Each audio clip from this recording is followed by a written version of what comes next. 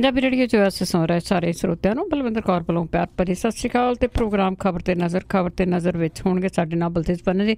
ਕੁਝ ਕੁ ਖਬਰਾਂ 'ਤੇ ਚਰਚਾ ਕਰਾਂਗੇ। ਖਬਰਾਂ ਤੋਂ ਬਾਅਦ ਤੁਸੀਂ ਵੀ ਕਾਲ ਕਰਕੇ ਕੋਈ ਵੀ ਤੁਹਾਡਾ ਸਵਾਲ ਆ ਪੁੱਛ ਸਕੋਗੇ। 4082725200 ਸਟੂਡੀਓ ਦਾ ਫੋਨ ਨੰਬਰ ਹੈ।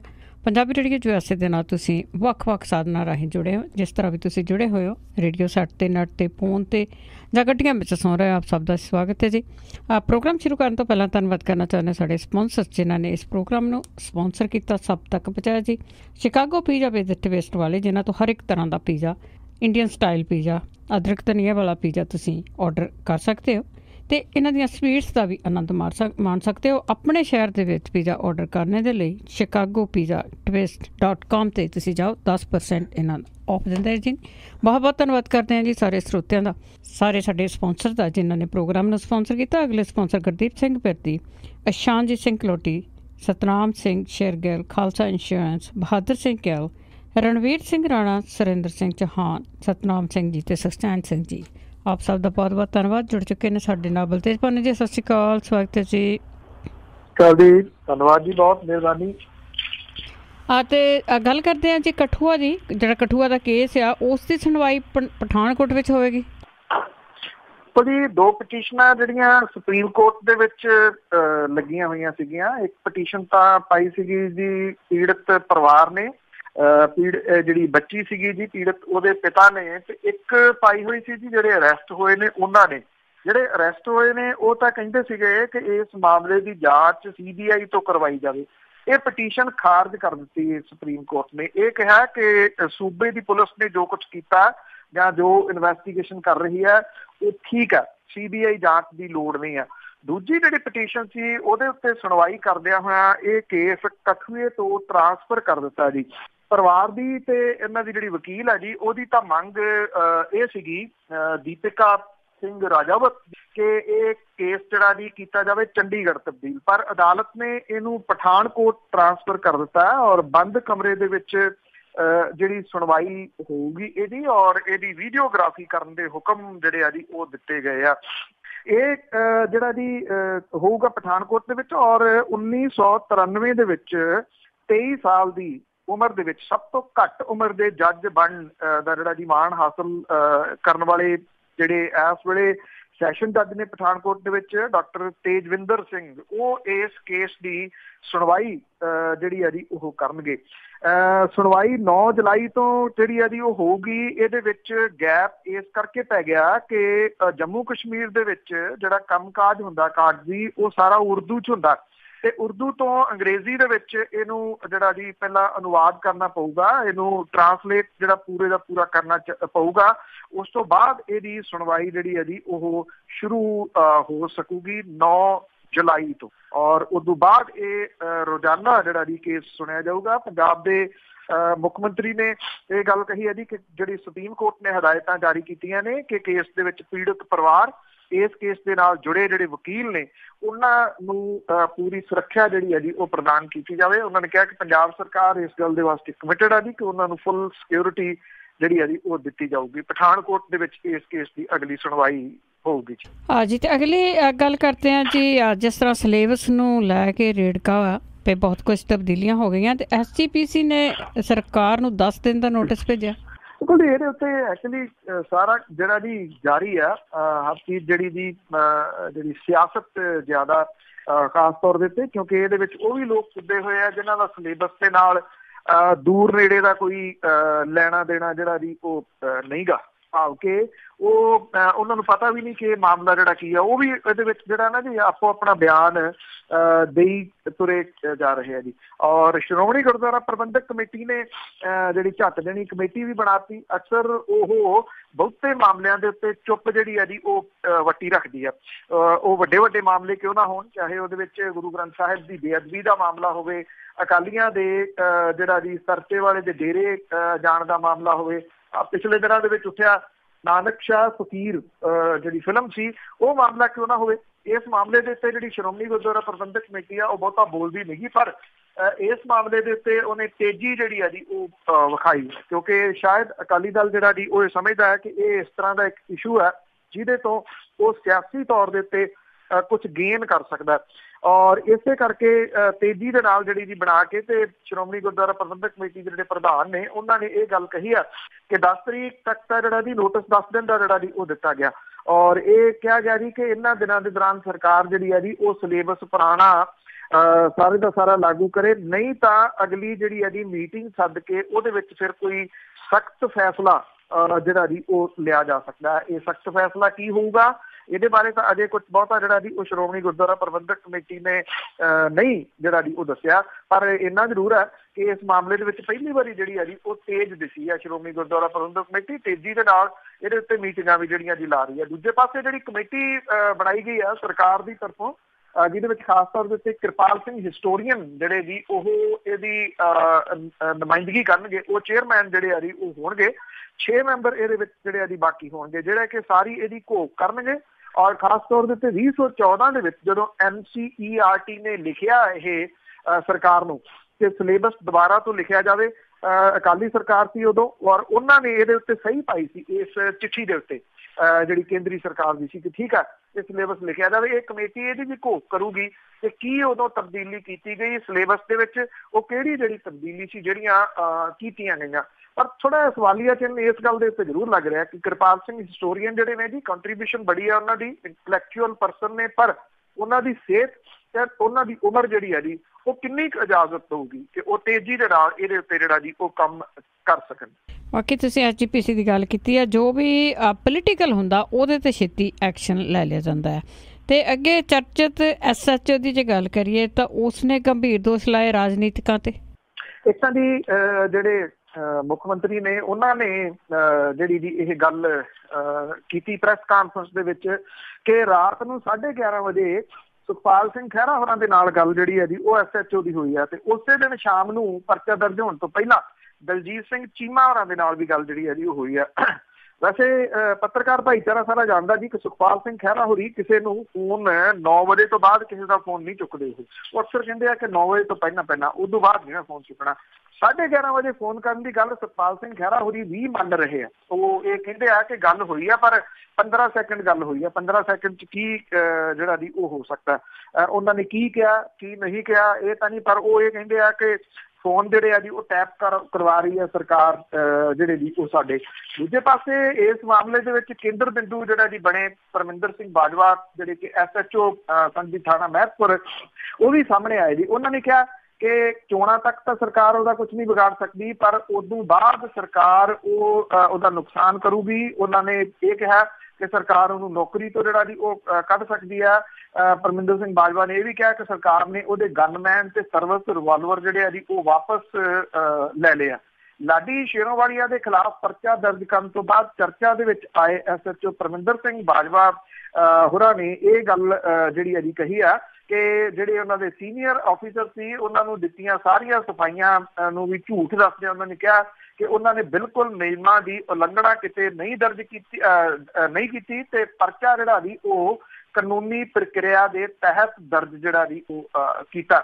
ਉਹਨਾਂ ਨੇ ਕਿਹਾ ਕਿ ਉਹਨਾਂ ਦਾ ਕਾਲ ਰਿਕਾਰਡ ਜਿਹੜਾ ਜੀ ਕਢਾ ਲਿਆ ਜਾਵੇ ਜਿਹਦੇ ਵਿੱਚ ਸੀਨੀਅਰ ਅਫਸਰਾਂ ਦੇ ਨਾਲ ਉਹਨਾਂ ਨੇ ਪਰਚਾ ਦਰਜ ਕਰਨ ਤੋਂ ਪਹਿਲਾਂ ਗੱਲ ਜਿਹੜੀ ਆ ਉਹ, ਜਿੱਥੋਂ ਤੱਕ ਜਿਹੜੀ ਇੱਕ CCTV ਫੁਟੇਜ ਜਿਹੜੀ ਫਿਰ ਰਹੀ ਆ ਹੋਟਲ ਦੀ, ਇਹਦੇ ਬਾਰੇ ਉਹਨਾਂ ਨੇ ਕਿਹਾ ਕਿ ਇਸ ਹੋਟਲ ਦੇ ਵਿੱਚ ਤਾਂ ਰਾਜਨੀਤਿਕ ਬਹੁਤ ਜਾਂਦੇ ਆ, ਉਹਨਾਂ ਦੀਆਂ CCTV ਫੁਟੇਜ ਕਿੰਨੀਆਂ ਜਿਹੜੀਆਂ ਦੀ ਉਹ ਸਾਹਮਣੇ ਆਉਂਦੀਆਂ ਨੇ। ਜਿਹੜੀ ਉਹਨਾਂ ਦੀ ਆਈ ਆ ਉਹਨਾਂ ਨੇ ਕਿਹਾ ਕਿ ਇਹ ਉਹਨਾਂ ਦਾ ਪਰਸਨਲ ਮੈਟਰ ਹੈ, FIR ਦੇ ਨਾਲ ਇਹਦਾ ਕੋਈ ਸੰਬੰਧ ਜਿਹੜਾ ਜੀ ਉਹ ਨਹੀਂ ਹੈ।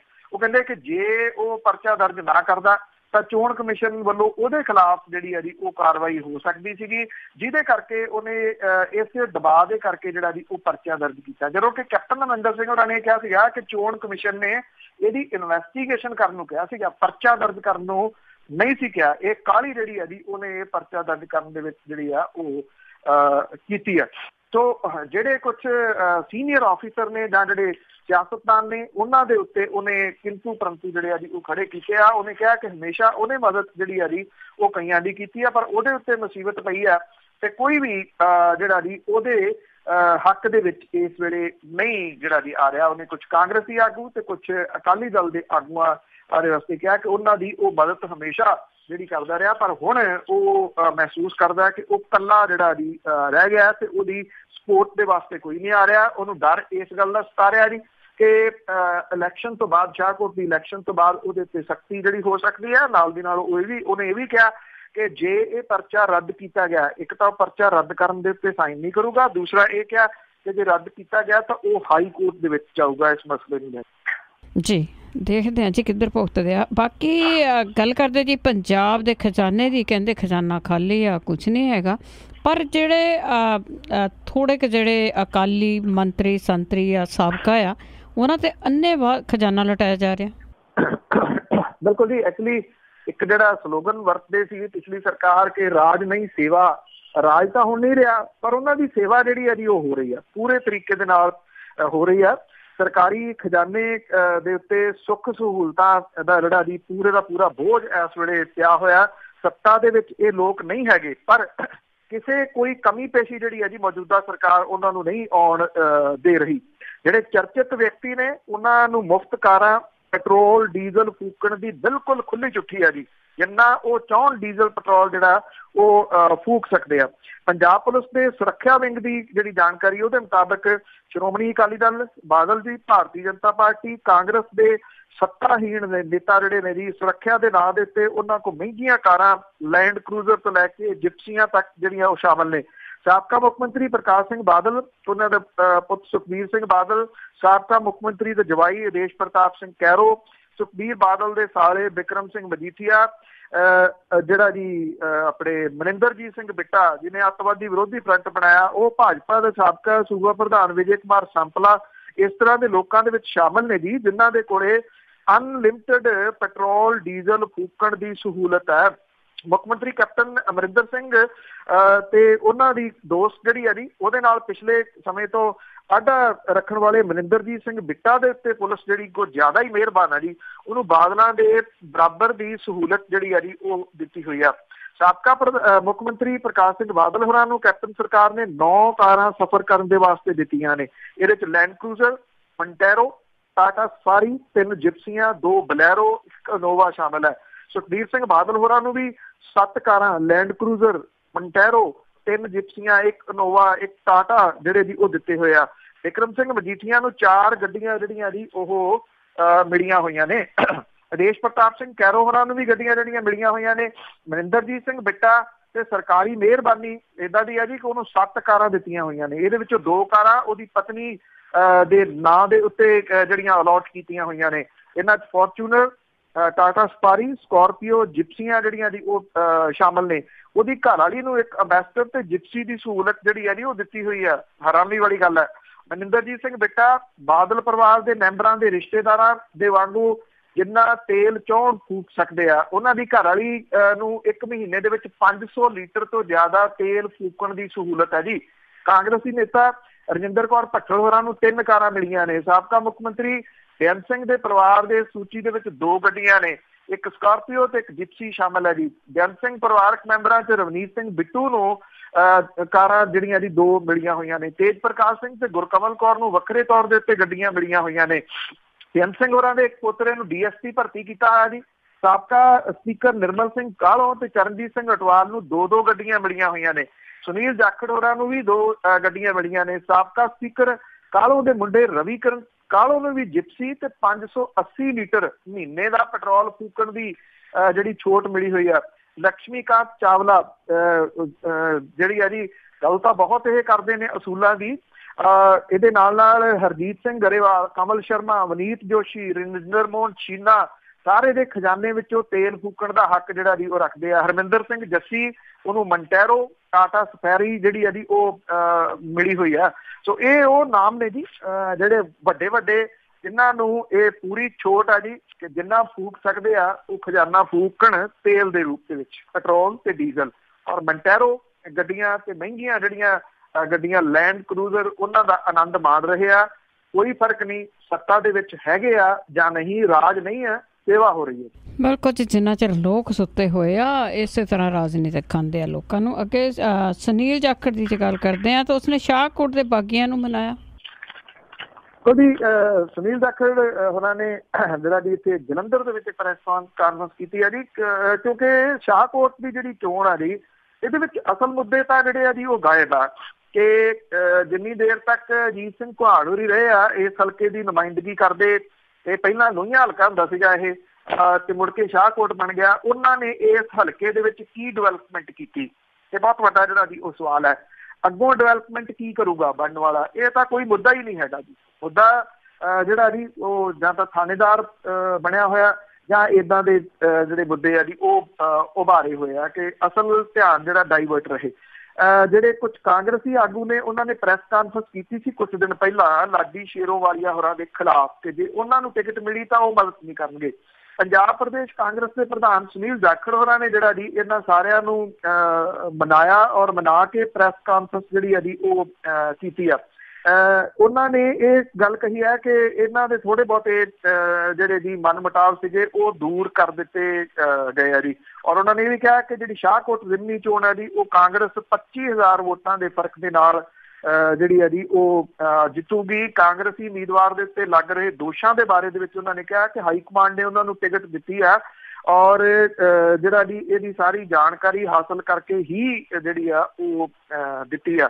ਔਰ ਉਹਨਾਂ ਨੇ ਇਹ ਕਿਹਾ ਕਿ ਸਾਰੀ ਪਾਰਟੀ ਜਿਹੜੀ ਹੈ ਜੀ ਉਹ ਇਕਜੁੱਟ ਹੈ ਔਰ ਕਾਂਗਰਸੀ ਉਮੀਦਵਾਰ ਲਾਡੀ ਸ਼ੇਰੋਵਾਲੀਆ 10 ਮਈ ਨੂੰ ਨਾਮਜ਼ਦਗੀ ਪੱਤਰ ਜਿਹੜੇ ਆ ਜੀ ਉਹ ਆਪਣੇ ਦਾਖਲ ਕਰਨਗੇ, ਜਿਸ ਦਿਨ ਪੰਜਾਬ ਦੇ ਮੁੱਖ ਮੰਤਰੀ ਕੈਪਟਨ ਅਮਰਿੰਦਰ ਸਿੰਘ ਹੋਰੀ ਵੀ ਕਾਗਜ਼ ਪੱਤਰ ਜਿਹੜਾ ਜੀ ਉਹ ਦਾਖਲ ਕਰਨ ਦੇ ਮੌਕੇ ਦੇ ਉੱਤੇ ਉੱਥੇ ਹਾਜ਼ਰ ਰਹਿਣ ਜੀ। ਤੇ ਅੱਗੇ ਗੱਲ ਕਰਦੇ ਹਾਂ ਜੀ, ਪਾਬੰਦੀਆਂ ਕਹਿੰਦੇ ਅਸੀਂ ਬਹੁਤ ਲਾਈਆਂ ਤੇ ਇਹਨਾਂ ਪਾਬੰਦੀਆਂ ਦੇ ਬਾਵਜੂਦ ਵੀ ਲੱਕੜ ਮਾਫੀਆ ਪੰਜਾਬ ਦੇ ਵਿੱਚ ਸਰਗਰਮ। ਬਿਲਕੁਲ ਜੀ, ਐਕਚੁਅਲੀ ਪੰਜਾਬ ਦਾ ਰੁੱਖ ਬੜੀ ਤੇਜ਼ੀ ਦੇ ਨਾਲ ਵੱਢਿਆ ਗਿਆ ਜਾਂ ਵੱਢਿਆ ਜਾ ਰਿਹਾ ਜੀ। ਨੈਸ਼ਨਲ ਗ੍ਰੀਨ ਟ੍ਰਿਬਿਊਨਲ ਦੇ ਵੱਲੋਂ ਰੁੱਖ ਵੱਢਣ ਦੇ ਉੱਤੇ ਲਾਈ ਹੋਈ ਪਾਬੰਦੀ ਹੈ ਜੀ। ਇਹਦੇ ਬਾਵਜੂਦ ਪੰਜਾਬ ਦੇ ਵਿੱਚ 1 ਸਾਲ ਦੇ ਵਿੱਚ 2 ਲੱਖ ਦਰਖਤਾਂ ਦੀ ਜਿਹੜੀ ਹੈ ਜੀ ਉਹ ਬਲੀ ਦਿੱਤੀ ਜਾ ਰਹੀ ਹੈ। ਜੰਗਲਾਤ ਵਿਭਾਗ ਜਿਹੜਾ ਜੀ ਉਹ ਸੁੱਤਾ ਪਿਆ ਔਰ ਇਸ ਦੇ ਉੱਤੇ ਕੁਝ ਵੀ ਜਿਹੜਾ ਜੀ ਉਹ ਨਹੀਂ ਕਰ ਰਿਹਾ ਜੀ। ਇੱਕ ਹੈਗੇ ਨੇ ਜੀ ਡਾਕਟਰ ਅਗਰਵਾਲ, ਉਹਨਾਂ ਨੇ ਜੰਗਲਾਤ ਵਿਭਾਗ ਨੂੰ ਕਟਹਿਰੇ ਦੇ ਵਿੱਚ ਜਿਹੜਾ ਜੀ ਉਹ ਖੜਾ ਕੀਤਾ ਔਰ ਪੰਜਾਬ ਦੀਆਂ ਮੰਡੀਆਂ ਜਿਹੜੀਆਂ ਲੱਕੜ ਮੰਡੀਆਂ ਨੇ ਜੀ ਇਹਦੇ ਵਿੱਚ ਜਿਹੜਾ ਜੀ ਜੰਗਲਾਤ ਵਿਭਾਗ ਤਰਕ ਇਹ ਦਿੰਦਾ ਕਿ ਇਹ ਲੱਕੜ ਤਾਂ ਪੰਜਾਬ ਦੇ ਬਾਹਰੋਂ ਜਿਹੜਾ ਜੀ ਉਹ ਆ ਰਹੀ ਹੈ, ਪਰ ਅਸਲੀਅਤ ਜਿਹੜੀ ਹੈ ਜੀ ਇਹ ਆ ਕਿ ਲੱਕੜ ਪੰਜਾਬ ਦੇ ਵਿੱਚੋਂ ਹੀ ਆ ਰਹੀ ਹੈ। ਜੰਗਲਾਤ ਵਿਭਾਗ ਜਿਹੜਾ ਜੀ ਉਹ ਇਹ ਕਹਿੰਦਾ ਹੈ ਕਿ ਜੇ ਪੰਜਾਬ ਦੇ ਵਿੱਚ ਲੱਕੜਾਂ ਨਹੀਂ ਕੱਟੀਆਂ ਜਾਣਗੀਆਂ ਤਾਂ ਪੰਜਾਬ ਦਾ ਸਾਰਾ ਕੰਮ ਜਿਹੜਾ ਜੀ ਉਹ ਰੁਕ ਜੂਗਾ। ਜਦੋਂ ਕਿ ਨੈਸ਼ਨਲ ਗ੍ਰੀਨ ਟ੍ਰਿਬਿਊਨਲ ਨੇ ਇਹ ਕਿਹਾ ਕਿ ਪੰਜਾਬ ਦੇ ਵਿੱਚ ਰੁੱਖ ਵੱਢਣ ਤੇ ਪਾਬੰਦੀ ਆ, 21% ਜੰਗਲਾਤ ਚਾਹੀਦਾ ਜੀ ਔਰ ਪੰਜਾਬ ਦੇ ਵਿੱਚ ਕੋਈ 3.5-4% ਵੀ ਨਹੀਂ ਰਹਿ ਗਿਆ ਜੀ ਜੰਗਲਾਤ। ਜਿਹੜਾ ਹਾਈਵੇ ਬਣੇ ਇੱਥੇ ਚਾਹੇ ਉਹ ਬਠਿੰਡਾ ਜ਼ੀਰਕਪੁਰ ਲਾ ਲਓ, ਬਠਿੰਡਾ ਅੰਮ੍ਰਿਤਸਰ ਲਾ ਲਓ, ਇਹ ਸਾਰੇ ਨੰਗ ਪੁੰਗ ਕਰਤੀਆਂ ਜੀ ਜਿਹੜੀਆਂ ਸੜਕਾਂ, ਸਾਰੇ ਦੇ ਸਾਰੇ ਰੁੱਖ ਜਿਹੜੇ ਉਹ ਵੱਢ ਲਏ। ਤੁਹਾਨੂੰ ਯਾਦ ਹੋਣਾ ਜਦੋਂ ਪਿਛਲੀ ਸਰਕਾਰ ਦੇ ਮੌਕੇ ਦੇ ਉੱਤੇ SYL ਪੂਰਨ ਤੁਰੇ ਸੀਗੇ ਜਿਹੜੇ ਸਰਕਾਰ ਵਾਲੇ ਅਕਾਲੀ ਦਲ ਵਾਲੇ JCB ਮਸ਼ੀਨਾਂ ਲੈ ਕੇ, ਤਾਂ ਕੁਝ ਲੋਕ ਜਿਹੜੇ ਸੀਗੇ ਜੀ ਉਹ SYL ਦੇ ਉੱਤੇ ਲੱਗੇ ਰੁੱਖਾਂ ਵੱਲ ਨੂੰ ਉਤਰੇ ਸੀਗੇ। ਉਹ ਮਸ਼ੀਨਾਂ ਆਪਣੀ ਜਗ੍ਹਾ ਤੇ ਚੱਲਦੀਆਂ ਰਹੀਆਂ, ਇਹਨਾਂ ਦਾ ਆਰਾ ਜਿਹੜਾ ਸੀ ਰੁੱਖਾਂ ਤੇ ਚੱਲਦਾ ਰਿਹਾ, ਭਰ ਭਰ ਕੇ ਟਰਾਲੀਆਂ। ਉਹ ਰੁੱਖ ਜਿਹੜੇ ਕਿੱਧਰ ਚਲੇ ਗਏ ਅਜੇ ਤੱਕ ਜਿਹੜੇ ਜੀ ਉਹ ਲੱਭੇ ਨਹੀਂ। ਹੁਣ ਜਗਤਾਰ ਅਧਿਕਾਰੀ ਜਿਹੜੇ ਆ ਜੀ ਉਹ ਕਹਿੰਦੇ ਆ ਕਿ ਨੈਸ਼ਨਲ ਗ੍ਰੀਨ ਟ੍ਰਿਬਿਊਨਲ ਨੇ ਤਰਕ ਦੇਖੋ ਤੁਸੀਂ ਕੈਸਾ ਦੇ ਰਿਹਾ ਕਿ ਨੈਸ਼ਨਲ ਗ੍ਰੀਨ ਟ੍ਰਿਬਿਊਨਲ ਨੇ ਇਹ ਸਪਸ਼ਟ ਨਹੀਂ ਕੀਤਾ ਕਿ ਕਿਹੜੇ ਰੁੱਖ ਵੱਢੇ ਜਾ ਸਕਦੇ ਆ ਕਿਹੜੇ ਨਹੀਂ ਵੱਢੇ ਜਾ ਸਕਦੇ। ਇਸ ਕਰਕੇ ਕਹਿੰਦੇ ਉਹ ਜਿਹੜਾ ਜੀ ਲੱਕੜ ਵੱਢਣ ਵਾਲੇ ਲੋਕਾਂ ਨੂੰ ਰੁੱਖ ਕੱਟਣ ਤੋਂ ਰੋਕ ਨਹੀਂ ਜਿਹੜਾ ਜੀ ਹੋ ਸਕਦੇ, ਜਦੋਂ ਕਿ ਨੈਸ਼ਨਲ ਗ੍ਰੀਨ ਟ੍ਰਿਬਿਊਨਲ ਨੇ ਕੰਪਲੀਟ ਰੁੱਖ ਜਿਹੜਾ ਜੀ ਉਹ ਵੱਢਣ ਦੇ ਉੱਤੇ ਪਾਬੰਦੀ ਜਿਹੜੀ ਆ ਜੀ ਉਹ ਲਾਈ ਹੋਈ ਆ। 1 ਸਾਲ ਦੇ ਵਿੱਚ ਪੰਜਾਬ 'ਚ 2 ਲੱਖ ਤੋਂ ਵੱਧ ਰੁੱਖ ਜਿਹੜੇ ਆ ਜੀ ਉਹ ਵੱਢੇ ਜਾ ਰਹੇ ਆ। ਜਿਹੜਾ ਲੱਕੜ ਮਾਫੀਆ ਉਹ ਪੰਜਾਬ ਦੇ ਵਿੱਚ ਪੂਰੇ ਤਰੀਕੇ ਦੇ ਨਾਲ ਸਰਗਰਮ ਹੈ, ਪਰ ਜੰਗਲਾਤ ਵਿਭਾਗ ਜਿਹੜਾ ਜੀ ਉਹ ਬਿਲਕੁਲ ਚੁੱਪ ਕਰਕੇ ਬੈਠਾ ਹੈ ਔਰ ਇਸ ਮਾਫੀਆ ਦੀ ਜਿਹੜਾ ਜੀ ਉਹ ਪਿੱਛ ਥਾਪੜ ਰਿਹਾ। ਉਹਦਾ ਕਾਰਨ ਇਹ ਆ ਕਿ ਉਹਨਾਂ ਨੂੰ ਬਣਦਾ ਸਭ ਜਿਹੜਾ ਉਹਨਾਂ ਦਾ ਹਿੱਸਾ ਉਹ ਵੀ ਜਿਹੜਾ ਉਹ ਪਹੁੰਚ ਜਾਂਦਾ। ਹੁਣ ਇਹ ਨੈਸ਼ਨਲ ਗ੍ਰੀਨ ਟ੍ਰਿਬਿਊਨਲ ਤੱਕ ਮਾਮਲਾ ਜਿਹੜਾ ਜੀ ਉਹ ਜਾ ਰਿਹਾ। ਵੇਖਣਾ ਇਹ ਹੋਊਗਾ ਕਿ ਨੈਸ਼ਨਲ ਗ੍ਰੀਨ ਟ੍ਰਿਬਿਊਨਲ ਇਹਦੇ ਉੱਤੇ ਜਿਹੜਾ ਜੀ ਉਹ ਕੀ ਐਕਸ਼ਨ ਜਿਹੜਾ ਉਹ ਲੈਂਦਾ, ਕਿਉਂਕਿ ਉਹਨੇ ਮੁਕੰਮਲ ਰੁੱਖ ਵੱਢਣ ਤੇ ਪਾਬੰਦੀ ਪੰਜਾਬ ਦੇ ਉੱਤੇ ਲਾਈ ਹੋਈ ਆ, ਇਸ ਕਰਕੇ ਕਿ ਇੱਥੇ ਜੰਗਲਾਤ ਬਹੁਤ ਤੇਜ਼ੀ ਦੇ ਨਾਲ ਖਤਮ ਹੋ ਰਿਹਾ ਹੈ। ਬਿਲਕੁਲ ਜੀ, ਕੁਛ ਨਹੀਂ ਹੋ ਸਕਦਾ ਜੀ ਇਹਨਾਂ ਦਾ, ਜੋ ਸੋਚਦੇ ਉਹ ਨਹੀਂ ਹੋਊਗਾ। ਤੇ ਅੱਗੇ ਸੁਪਰੀਮ ਕੋਰਟ ਦੇ ਜੱਜਾਂ ਦੀ ਜੇ ਗੱਲ ਕਰੀਏ ਤੇ ਉਹਨਾਂ ਦੇ ਮਤਭੇਦ ਫਿਰ ਚਰਚਾ ਵਿੱਚ। ਐਕਚੁਅਲੀ ਜੀ ਜਿਹੜੇ ਚੀਫ ਜਸਟਿਸ ਆਫ ਇੰਡੀਆ ਨੇ ਉਹਨਾਂ ਦੇ ਤੇ ਸੁਪਰੀਮ ਕੋਰਟ ਦੇ ਦੂਜੇ ਸਭ ਤੋਂ ਸੀਨੀਅਰ ਜੱਜ ਜੇ ਚਲਮੇਸ਼ਵਰ ਜਿਹੜੇ ਨੇ ਜੀ, ਉਹਨਾਂ ਦੇ ਵਿਚਾਲੇ ਮਤਭੇਦ ਇੱਕ ਵਾਰੀ ਫੇਰ ਜਿਹੜੇ ਜੀ ਉਹ ਉੱਭਰ ਕੇ ਸਾਹਮਣੇ ਆ ਰਹੇ ਨੇ। ਚੀਫ ਜਸਟਿਸ ਆਫ ਇੰਡੀਆ ਦੇ ਖਿਲਾਫ ਮਹਾਦੋਸ਼ ਦਾ ਪ੍ਰਸਤਾਵ ਰੱਦ ਕੀਤੇ ਜਾਣ ਦੇ ਖਿਲਾਫ ਦਾਇਰ ਕੀਤੀ ਗਈ ਪਟੀਸ਼ਨ ਦੇ ਉੱਤੇ ਜਸਟਿਸ ਜੇ ਚਲਮੇਸ਼ਵਰ ਦੇ ਬੈਂਚ ਨੇ ਅੱਜ ਜਿਹੜੀ ਹੈ ਜੀ 10:30 ਵਜੇ ਇਹਦੇ ਉੱਤੇ ਵਿਚਾਰ ਕਰਨਾ ਸੀਗਾ। ਪਰ ਕੱਲ ਸ਼ਾਮੀ ਜਿਹੜੇ ਚੀਫ ਜਸਟਿਸ ਆਫ ਇੰਡੀਆ ਨੇ ਉਹਨਾਂ ਨੇ 5 ਜੱਜਾਂ ਦੇ ਸੰਵਿਧਾਨ ਪੀਠ ਨੂੰ ਜਿਹੜਾ ਜੀ ਇਹ ਕੇਸ ਦੇ ਦਿੱਤਾ ਜੀ ਬੈਂਚ ਨੂੰ। ਔਰ ਅੱਜ ਇਹਦੇ ਉੱਤੇ justice AK Sikri, SA Bobde, NV Ramana, Arun Mishra ਤੇ ਆਦਰਸ਼ ਕੁਮਾਰ ਗੋਇਲ ਦਾ ਜਿਹੜਾ ਬੈਂਚ ਆ ਉਹ ਸੁਣਵਾਈ ਕਰੂਗਾ ਜੀ। ਜੇ ਸੀਨੀਅਰਿਟੀ ਦੀ ਗੱਲ ਕਰੀਏ ਤਾਂ ਇਹ ਜੱਜ 6 ਤੋਂ 10 ਨੰਬਰ ਦੇ ਆ। ਸੀਨੀਅਰਿਟੀ ਦੇ ਵਿੱਚ 2 ਤੋਂ 5 ਨੰਬਰ ਤੱਕ ਦੇ ਜੱਜ ਜਿਹੜੇ ਨੇ justice J Chelameswar, Ranjan Gogoi, NB Lokur, Kurian Joseph, ਇਹਨਾਂ ਨੂੰ ਇਸ ਮਾਮਲੇ ਤੋਂ ਦੂਰ ਰੱਖਿਆ ਗਿਆ। ਔਰ ਇਹ ਚਾਰੇ ਜੱਜ ਜਿਹੜੇ ਨੇ ਇਹਨਾਂ ਨੇ ਚੀਫ ਜਸਟਿਸ ਆਫ ਇੰਡੀਆ ਦੇ ਖਿਲਾਫ ਪ੍ਰੈਸ ਕਾਨਫਰੰਸ ਜਿਹੜੀ ਹੈ ਜੀ ਉਹ ਕੀਤੀ ਸੀਗੀ। ਐਕਚੁਅਲੀ ਇਹ ਮਾਮਲਾ ਜਿਹੜਾ ਜੀ ਸੁਪਰੀਮ ਕੋਰਟ ਦੇ ਵਿੱਚ 2 ਰਾਜ ਸਭਾ ਦੇ ਮੈਂਬਰ ਪ੍ਰਤਾਪ ਸਿੰਘ ਬਾਜਵਾ ਤੇ ਯਮੀ ਯਗਨਿਕ ਜਿਹੜੇ ਜੀ ਉਹ ਲੈ ਕੇ ਗਏ ਆ। ਤੋ ਹੁਣ ਇਹ ਗੱਲ ਜਿਹੜੀ ਜੀ ਫੇਰ ਇੱਕ ਵਾਰੀ ਸਾਹਮਣੇ ਆ ਗਈ ਕਿ ਜਿਹੜੀ ਗੱਲ ਇਹਨਾਂ ਨੇ ਪ੍ਰੈਸ ਕਾਨਫਰੰਸ ਦੇ ਵਿੱਚ ਕੀਤੀ ਸੀਗੀ ਉਹ ਬਿਲਕੁਲ ਸਹੀ ਸੀ। ਇੱਕ ਕਿਸਮ ਦੇ ਨਾਲ ਇਹ ਸੁਣਵਾਈ ਹੋਣ ਤੋਂ ਪਹਿਲਾਂ ਹੀ ਉਹਨਾਂ ਤੋਂ ਜਿਹੜੀ ਇਹਦੀ ਪਾਈ ਗਈ ਪਟੀਸ਼ਨ ਵਾਪਸ ਲੈ ਲਈ ਹੈ ਕਿ ਉਹ ਇਹ ਸੁਣਵਾਈ ਨਹੀਂ ਕਰਨਗੇ, ਬਲਕਿ ਜਿਹੜਾ ਬੈਂਚ ਜਿਹੜਾ ਉਹਨਾਂ ਦਾ ਫੇਵਰੇਟ ਹੈ ਉਹਨੂੰ ਜਿਹੜੀ ਹੈ ਜੀ ਇਹ ਦੇ ਦਿੱਤੀ ਗਈ ਹੈ। ਔਰ ਇਸ ਸੁਣਵਾਈ ਦੇ ਵਿੱਚੋਂ ਕੀ ਨਿਕਲੂਗਾ ਇਹ ਤਕਰੀਬਨ ਇਹਦਾ ਫੈਸਲਾ ਜਿਹੜਾ ਪਹਿਲਾਂ ਹੀ ਦਿਸ ਰਿਹਾ ਸੀ ਜੀ। ਤੇ ਅਖੀਰ ਦੇ ਵਿੱਚ ਗੱਲ ਕਰਦੇ ਜੀ ਡਾਕਟਰ ਮਨਮੋਹਨ ਸਿੰਘ ਹੋਰਾਂ ਦੀ, ਤਾਂ ਉਹਨਾਂ ਨੇ ਪ੍ਰਧਾਨ ਮੰਤਰੀ ਤੇ ਤਿੱਖੇ ਹਮਲੇ ਕੀਤੇ।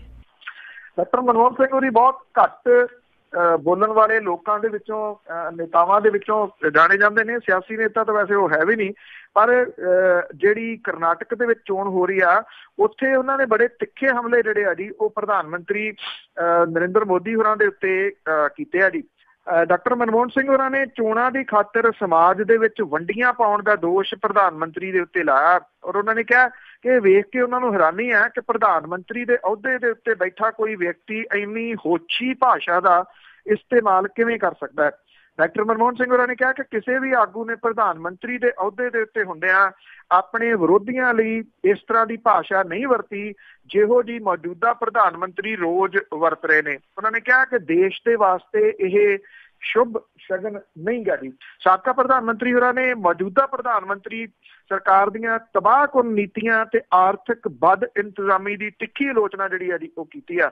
ਔਰ ਇਹ ਕਿਹਾ ਕਿ ਦੇਸ਼ ਇਸ ਤਰ੍ਹਾਂ ਦੇ ਸੰਕਟ ਦੇ ਵੱਲ ਵੱਧ ਰਿਹਾ ਜਿਹੜਾ ਕਿ ਟਾਲਿਆ ਨਹੀਂ ਜਾ ਸਕਦਾ। ਬੈਂਕ ਘੁਟਾਲਿਆਂ ਦੇ ਜ਼ਿਕਰ ਕਰਦਿਆਂ ਹੋਇਆ ਡਾਕਟਰ ਮਨਮੋਹਨ ਸਿੰਘ ਹੋਰਾਂ ਨੇ ਕਿਹਾ ਕਿ ਸਤੰਬਰ 13 ਦੇ ਵਿੱਚ ਜੇ 28,416 ਕਰੋੜ ਦੇ ਫਰਾਡ ਹੋਏ ਸੀ ਤਾਂ ਸਤੰਬਰ 17 ਦੇ ਵਿੱਚ ਇਹ ਵੱਧ ਕੇ 1.11 ਕਰੋੜ ਰੁਪਏ ਦੇ ਹੋ ਗਏ, 1.11 ਲੱਖ ਰੁਪਏ ਦੇ ਹੋ ਗਏ।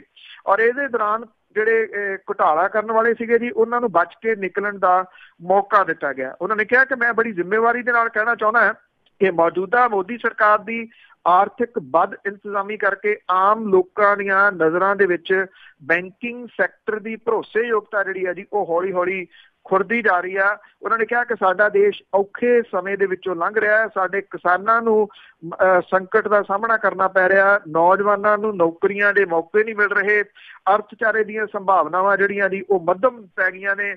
ਉਹਨਾਂ ਨੇ ਕਿਹਾ ਕਿ ਮੈਨੂੰ ਵੇਖ ਕੇ ਦੁੱਖ ਹੁੰਦਾ ਹੈ ਕਿ ਇਹਨਾਂ ਚੁਣੌਤੀਆਂ ਦਾ ਸਾਹਮਣਾ ਕਰਨ ਦੀ ਬਜਾਏ ਸਰਕਾਰ ਦਾ ਜ਼ੋਰ ਕਮੀਆਂ ਪੇਸ਼ੀਆਂ ਵੱਲ ਧਿਆਉਣ ਦੀ ਥਾਂ ਜ਼ੁਬਾਨ ਬੰਦ ਕਰਾਉਣ ਦੇ ਉੱਤੇ ਜਿਹੜਾ ਜੀ ਉਹ ਲੱਗਿਆ ਹੋਇਆ। ਉਹਨਾਂ ਨੇ ਫਿਰ ਦੁਹਰਾਇਆ ਜੀ ਕਿ ਜਿਹੜਾ GST ਤੇ ਨੋਟਬੰਦੀ ਸੀ ਉਹਨੇ ਮੁਲਕ ਦੀ ਆਰਥਿਕਤਾ ਦਾ ਲੱਕ ਤੋੜ ਕੇ ਰੱਖ ਦਿੱਤਾ। ਜੀ ਜੀ ਬਿਲਕੁਲ। ਤੇ ਸਰੋਤੇ ਹੁਣ ਅਸੀਂ ਆਉਂਦੇ ਇੱਕ ਛੋਟੀ ਜਿਹੀ ਬ੍ਰੇਕ ਤੋਂ ਬਾਅਦ ਤੁਹਾਡੇ ਸਵਾਲ ਹੋਣਗੇ 408 272 5200। ਜੇ ਤੁਹਾਡੇ ਕੋਲ ਕੋਈ ਸਵਾਲ ਹੈ ਤਾਂ ਤੁਸੀਂ ਕਾਲ ਕਰ ਸਕਦੇ ਹੋ ਜੀ ਇੱਕ ਛੋਟੀ ਜਿਹੀ ਬ੍ਰੇਕ ਤੋਂ ਬਾਅਦ।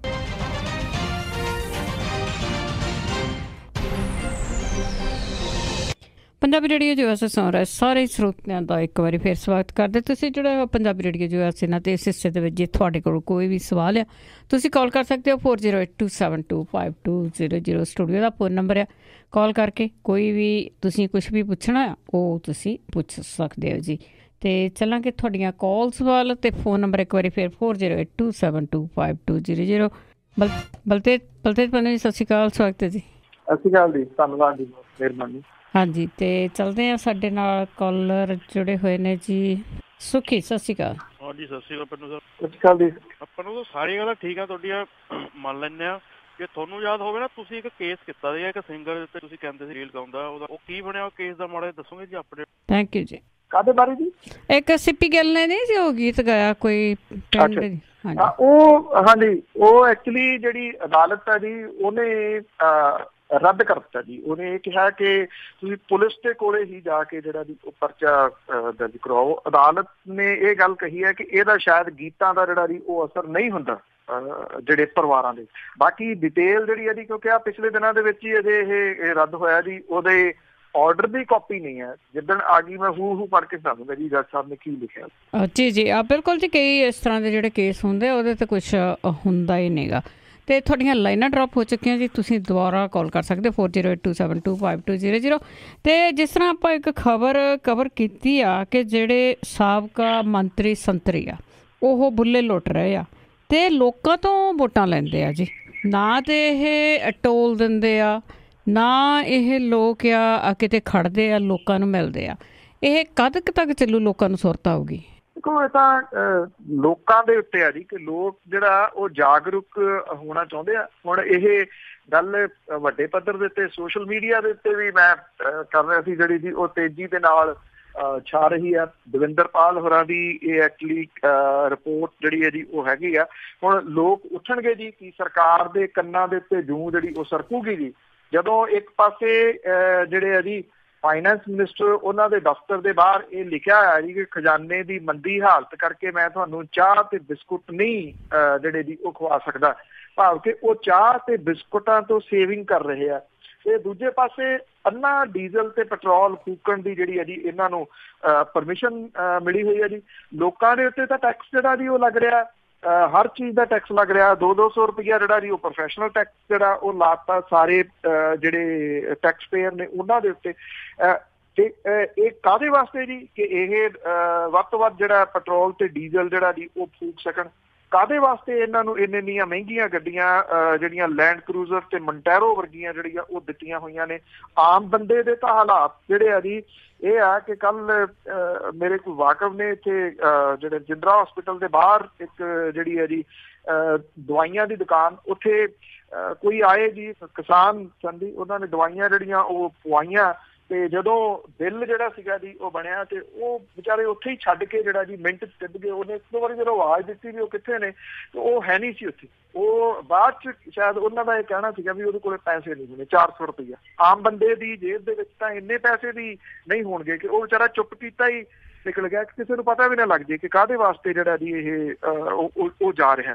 ਤੇ ਦੂਜੇ ਪਾਸੇ ਇਹ ਜਿਹੜਾ ਗਰੀਬ ਸੂਬਾ ਕਿਹਾ ਜਾ ਰਿਹਾ, ਜਿਹੜਾ ਅਰਥਚਾਰਾ ਜਿਹਦਾ ਹਿੱਲਿਆ ਪਿਆ, ਉੱਥੇ ਇਹੋ ਜਿਹੇ ਹਾਲਾਤ ਨੇ ਜੀ। ਐਡੀਆਂ ਮਹਿੰਗੀਆਂ ਗੱਡੀਆਂ ਤੇ ਇੰਨਾ ਡੀਜ਼ਲ ਪੈਟਰੋਲ ਜਿਹੜਾ ਜੀ ਉਹ ਜਿੰਨਾ ਚਾਹੁਣ ਫੂਕ ਸਕਦੇ ਆ। ਮਨਿੰਦਰਜੀਤ ਸਿੰਘ ਬਿੱਟੇ ਦਾ ਜ਼ਿਕਰ ਕੀਤਾ, ਉਹਦੀ ਘਰ ਵਾਲੀ ਜਿਹੜੀ ਆ ਜੀ ਉਹ ਕਿਸ ਹੈਸੀਅਤ ਦੇ ਵਿੱਚ ਜਿਹੜਾ, ਚਲੋ ਮੰਨ ਲਓ ਕਾਗਜ਼ੀ ਪੱਤਰੀ ਉਹਨੂੰ ਖਤਰਾ ਜਿਹੜਾ ਜੀ ਇਹ ਕਿਹਾ ਜਾਂਦਾ ਕਿ ਉਹਨੂੰ ਖਤਰਾ ਮਨਿੰਦਰਜੀਤ ਸਿੰਘ ਬਿੱਟੇ ਨੂੰ, ਉਹਦੀ ਘਰ ਵਾਲੀ ਨੂੰ ਕਾਹਦਾ ਖਤਰਾ? ਉਹਨੂੰ 2 ਗੱਡੀਆਂ ਕਾਹਦੀਆਂ ਮਿਲੀਆਂ? 580 ਲੀਟਰ ਪੈਟਰੋਲ ਜਿਹੜਾ ਜੀ ਉਹਨੂੰ ਫੂਕਣ ਦੀ ਇਜਾਜ਼ਤ ਹੈ।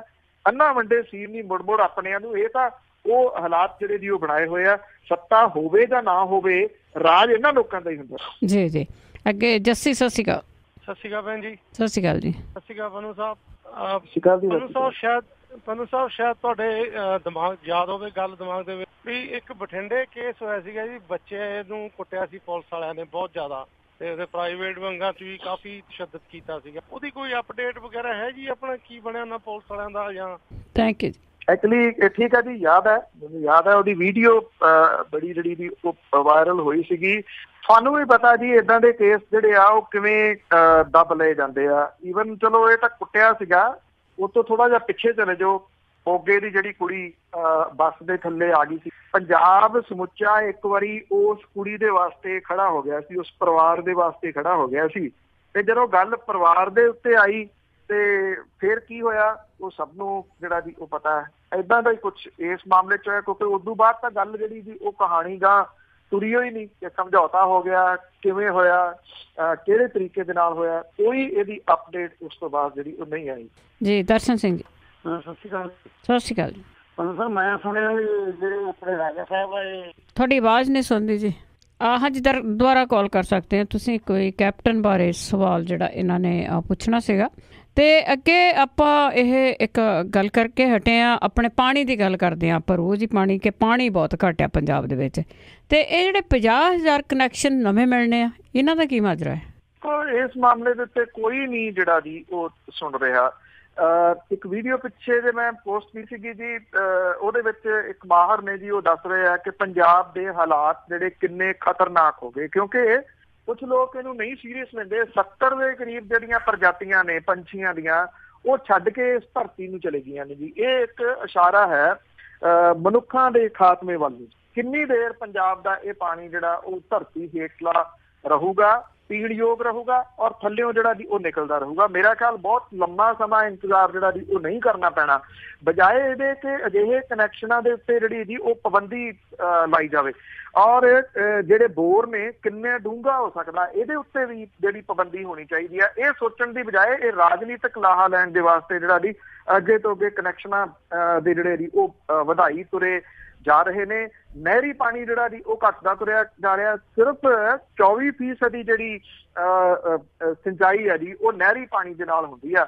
ਬਾਕੀ ਜਿਹੜਾ ਜੀ ਇਹ ਸਾਰੇ ਦਾ ਸਾਰਾ ਧਰਤੀ ਹੇਠੋਂ ਪਾਣੀ ਕੱਢਿਆ ਜਾ ਰਿਹਾ। ਜਦੋਂ ਨਹਿਰਾਂ ਹੈਗੀਆਂ ਨੇ ਤੇ ਫਿਰ ਉਹਨਾਂ ਦੀ ਸਿੰਚਾਈ ਦੇ ਵਾਸਤੇ ਉਹ ਪਾਣੀ ਵੱਧ ਕਿਉਂ ਨਹੀਂ ਵਰਤਿਆ ਜਾਂਦਾ? ਈਵਨ ਪਾਣੀ ਪੀਣ ਦੇ ਵਾਸਤੇ ਵੀ ਪਟਿਆਲੇ 'ਚ ਪ੍ਰੋਜੈਕਟ ਮਨਜ਼ੂਰ ਹੋਇਆ, ਪਰ ਪ੍ਰੋਬਲਮ ਇਹ ਹੈ ਕਿ ਕਾਗਜ਼ਾਂ 'ਚ ਅਜੇ ਮਨਜ਼ੂਰ ਹੋਇਆ, ਕਿੰਨਾ ਚਿਰ ਲੱਗੂਗਾ ਨਹੀਂ ਪਤਾ। ਕਿ ਜਿਹੜੀ ਨਹਿਰ ਹੈ ਉਹਦਾ ਪਾਣੀ, ਨਹਿਰੀ ਪਾਣੀ ਜਿਹੜਾ ਉਹ ਸਾਫ਼ ਕਰਕੇ ਲੋਕਾਂ ਨੂੰ ਪੀਣ ਲਈ ਦਿੱਤਾ ਜਾਊਗਾ। ਇਹ ਬਹੁਤ ਵਧੀਆ ਕੋਸ਼ਿਸ਼ ਹੈ ਜੀ। ਇਹ ਤਾਂ ਸਾਰੇ ਜਗ੍ਹਾ ਦੇ ਉੱਤੇ ਹੋਣੀ ਚਾਹੀਦੀ ਆ।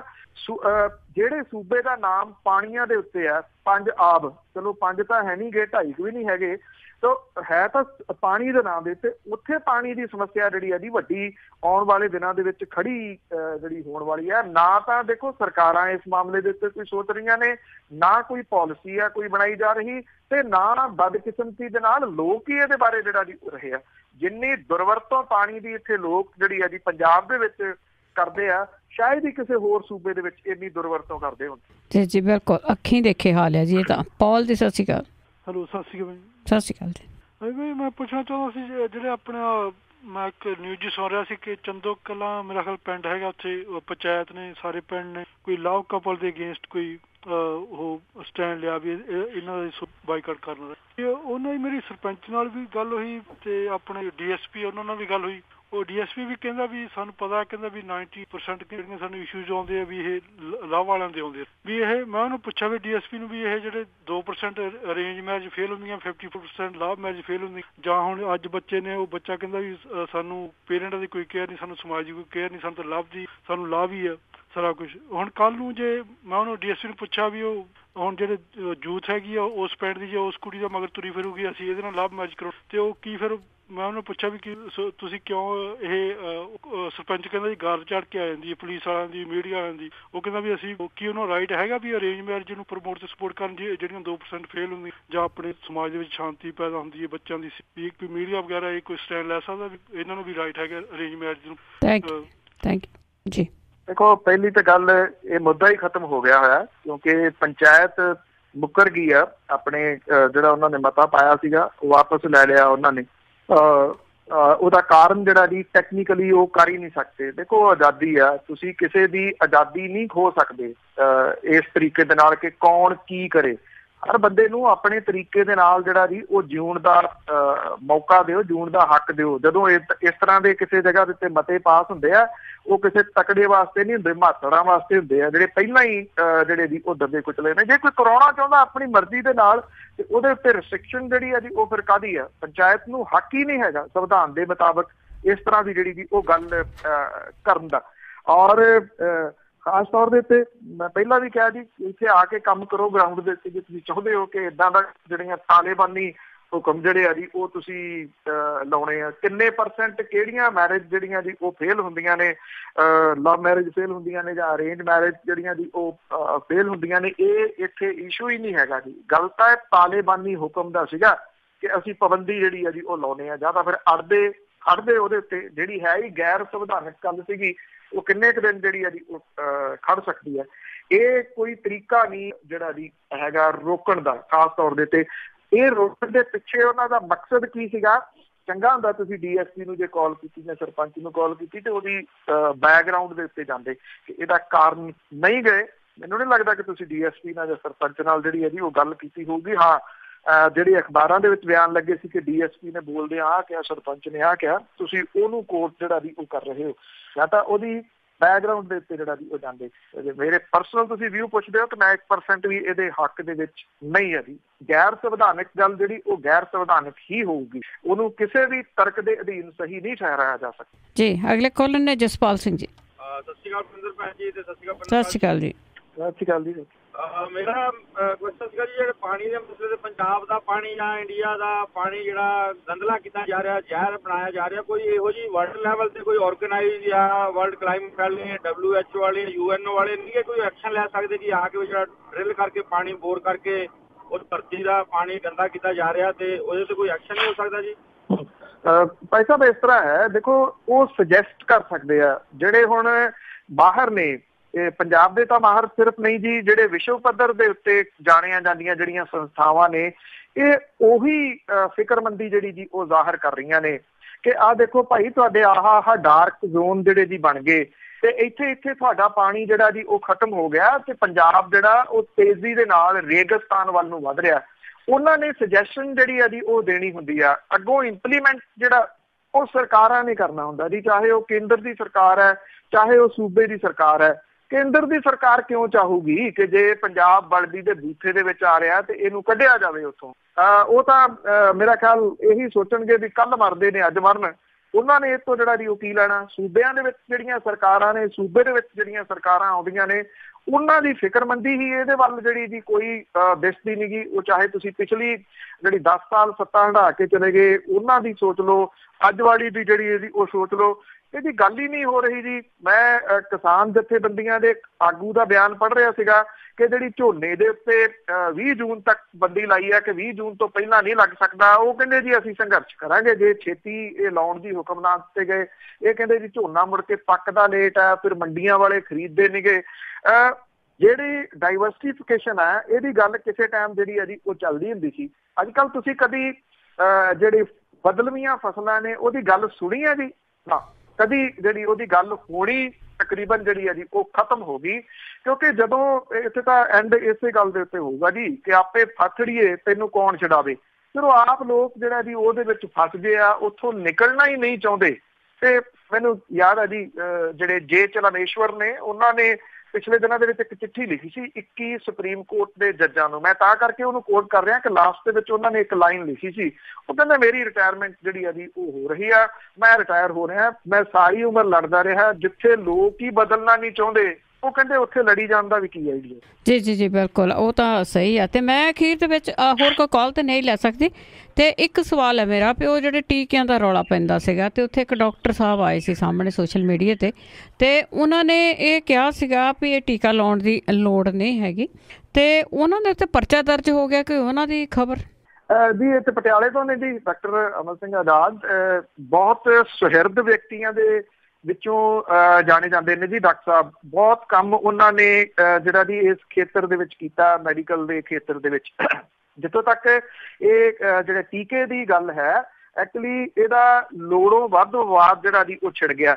ਜੇ ਤੁਸੀਂ ਡਾਕਟਰ ਅਮਰ ਸਿੰਘ ਆਜ਼ਾਦ ਹੋਰਾਂ ਦੀ ਵੀਡੀਓ ਜਿਹੜੀ ਹੈ ਜੀ ਉਹ ਦੇਖੋ, ਜਿਹੜੀ ਉਹਨਾਂ ਨੇ ਪਾਈ ਸੀ, ਉਹਦੇ ਵਿੱਚ ਉਹਨਾਂ ਨੇ ਨਪੁੰਸਕਤਾ ਵੱਲ ਕਿਤੇ ਕੋਈ ਇਸ਼ਾਰਾ ਨਹੀਂ ਸੀ ਕੀਤਾ। ਜਿਹੜੇ ਡਾਕਟਰ ਸਾਹਿਬ ਦੇ ਤਰਕ ਨੇ ਜਿਹੜੇ ਉਹਨਾਂ ਨੇ ਦਿੱਤੇ ਆ, ਦੇਖੋ ਉਹਦੇ ਉੱਤੇ ਮੈਡੀਕਲ ਆਧਾਰ ਦੇ ਉੱਤੇ ਕੋਈ ਵਿਅਕਤੀ, ਜ਼ਿੰਮੇਵਾਰ ਵਿਅਕਤੀ ਜਿਹੜਾ ਜੀ ਉਹ ਆਨਸਰ ਦਿੰਦਾ ਬਣਦਾ ਇਹ ਸੀਗਾ। ਪਰਚਾ ਦਰਜ ਜਿਹੜਾ ਜੀ ਉਹ ਕਰਨਾ ਉਹਨੂੰ ਕਿਸੇ ਵੀ ਤਰੀਕੇ ਦੇ ਨਾਲ ਜਾਇਜ਼ ਨਹੀਂ ਠਹਿਰਾਇਆ ਜਾ ਸਕਦਾ। ਉਹ ਵੀ ਉਸ ਸ਼ਖਸੀਅਤ ਦੇ ਵਾਸਤੇ ਜਿਹੜੀ ਬੇਦਾਗ ਸ਼ਖਸੀਅਤ ਆ, ਔਰ ਉਹਨਾਂ ਨੇ ਬਹੁਤ ਸਾਰਾ ਕੰਮ ਜਿਹੜਾ ਜੀ ਇਸ ਫੀਲਡ ਦੇ ਵਿੱਚ ਆਮ ਲੋਕਾਂ ਦੇ ਵਾਸਤੇ ਜਿਹੜਾ ਜੀ ਉਹ ਕੀਤਾ। ਪਰਚਾ ਕੋਈ ਹੱਲ ਨਹੀਂ ਗਾ। ਜੇ ਉਹਨਾਂ ਦੇ ਕੋਈ ਖਦਸ਼ੇ ਸਨ, ਹਾਲਾਂਕਿ ਜਿਹੜੇ ਖਦਸ਼ੇ ਪ੍ਰਚਾਰੇ ਜਾ ਰਹੇ ਆ ਇੱਥੇ ਸੋਸ਼ਲ ਮੀਡੀਆ ਦੇ ਉੱਤੇ, ਇਹ ਉਹਨਾਂ ਨੇ ਨਹੀਂ ਸੀ ਉਠਾਏ। ਉਹਨਾਂ ਦੇ ਕੁਝ ਹੋਰ ਖਦਸ਼ੇ ਸੀਗੇ ਇਹਨਾਂ ਟੀਕਿਆਂ ਨੂੰ ਲੈ ਕੇ, ਉਹਦਾ ਜਵਾਬ ਤਰਕ ਦੇ ਨਾਲ ਜਿਹੜਾ ਜੀ ਉਹ ਦਿੱਤਾ ਜਾਣਾ ਚਾਹੀਦਾ ਸੀਗਾ। ਉਹਨਾਂ ਦੇ ਉੱਤੇ ਪਰਚਾ ਦਰਜ ਕਰਨ ਦੀ ਨਿਖੇਧੀ ਜਿਹੜੀ ਆ ਜੀ ਜਥੇਬੰਦੀਆਂ ਦੇ ਵੱਲੋਂ ਹੋ ਰਹੀ ਆ। ਵੈਸੇ ਕੋਈ ਅਰੈਸਟ ਵਗੈਰਾ ਅਜੇ ਤਾਂ ਜਿਹੜੀ ਉਹ ਨਹੀਂ ਹੋਈ, ਵਿਰੋਧ ਜਿਹੜਾ ਜੀ ਉਹ ਜ਼ਰੂਰ ਹੋ ਰਿਹਾ। ਮੇਰੀ ਜਾਤ ਇਹਦਾ ਵਿਰੋਧ ਹੋਣਾ ਚਾਹੀਦਾ ਜੀ। ਡਾਕਟਰ ਸਾਹਿਬ ਦੇ ਉੱਤੇ ਕੇਸ ਦਰਜ ਕਰਨਾ ਇਹਨੂੰ ਕਿਸੇ ਵੀ ਤਰੀਕੇ ਨਾਲ ਜਾਇਜ਼ ਨਹੀਂ ਆਪਾਂ ਠਹਿਰਾ ਸਕਦੇ ਜੀ, ਕਿਉਂਕਿ ਉਹ ਪੇਸ਼ੇ ਵਜੋਂ ਮੈਡੀਕਲ ਖੇਤਰ ਦੇ ਨਾਲ ਜੁੜੇ ਹੋਏ ਨੇ। ਮੇਰੇ ਨਾਲੋਂ ਕਿਸੇ ਵੀ ਦੂਸਰੇ ਵਿਅਕਤੀ ਦੇ ਨਾਲੋਂ ਉਹ ਬੈਟਰ ਤਰਕ ਦੇ ਨਾਲ ਜਿਹੜਾ ਜੀ ਉਹ ਗੱਲ ਕਰ ਸਕਦੇ ਨੇ। ਮੈਂ ਉਹਨਾਂ ਦੀ ਵੀਡੀਓ ਸੁਣੀ ਵੀ ਆ।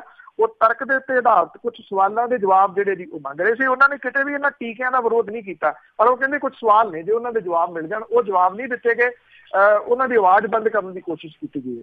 ਬਿਲਕੁਲ ਜੀ, ਜੇ ਤਾਂ ਉਹ 331 ਲਿਖ ਕੇ ਤਾਂ ਬਟਾ 4 ਪਾਉਣ ਵਾਲੇ ਹੁੰਦੇ ਤਾਂ ਫਿਰ ਤਾਂ ਸ਼ਾਇਦ ਉਹਨਾਂ ਦੀ ਸੁਣੀ ਵੀ ਜਾਂਦੀ, ਕਿਤੇ ਨਾ ਕਿਤੇ ਮੰਨ ਲਿਆ ਜਾਂਦਾ। ਬਹੁਤ ਬਹੁਤ ਧੰਨਵਾਦ ਬਲਤੇਜ ਪੰਨੂ ਜੀ। ਮਿਹਰਬਾਨੀ ਜੀ, ਧੰਨਵਾਦ ਜੀ, ਸਤਿ ਸ਼੍ਰੀ ਅਕਾਲ ਜੀ। ਤੇ ਸਰੋਤੇ ਸਨ ਬਲਤੇਜ ਪੰਨੂ ਜੀ, ਸਾਡੇ ਨਾਲ ਜੁੜਦੇ ਨੇ, ਕਰਦੇ ਨੇ ਖਬਰਾਂ। ਅੱਜ ਦੇ ਨਾਲ ਸਾਡਾ ਅੱਜ ਦਾ ਬੁਲਟਨ ਇੱਥੇ ਸਮਾਪਤ। ਬਲਵਿੰਦਰ ਕੌਰ ਵੱਲੋਂ ਆਪ ਸਭ ਨੂੰ ਪਿਆਰ ਭਰੀ ਸਤਿ ਸ਼੍ਰੀ ਅਕਾਲ।